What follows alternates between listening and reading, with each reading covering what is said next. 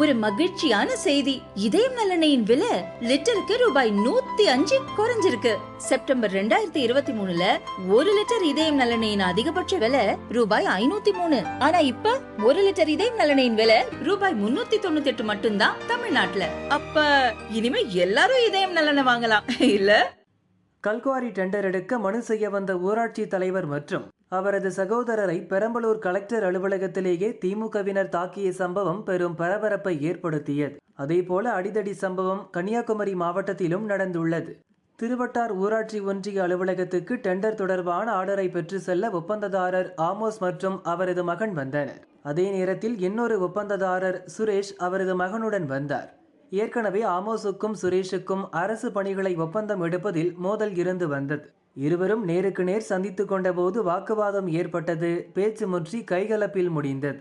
ஊராட்சி ஒன்றிய ஆணையாளர் அலுவலகம் முன்பே அடித்துக் கொண்டனர்.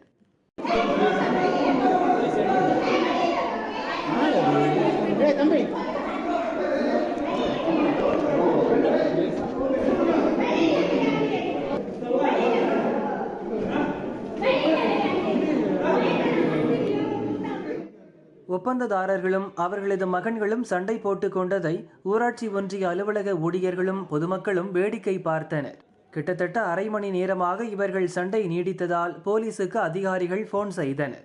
போலீசார் விரைந்து சென்று கான்ட்ராக்டர்கள் மற்றும் அவர்களது மகன்களை போலீஸ் நிலையத்துக்கு அழைத்து சென்று விசாரணை நடத்தி வருகின்றனர். அரசு பணிகளை கான்ட்ராக்ட் எடுக்க வரும் ஒப்பந்ததாரர்கள் சண்டை போடும் சம்பவங்கள் தொடர்கதையாக நடப்பதால் அரசு ஊழியர்கள் அச்சத்தில் உள்ளனர்.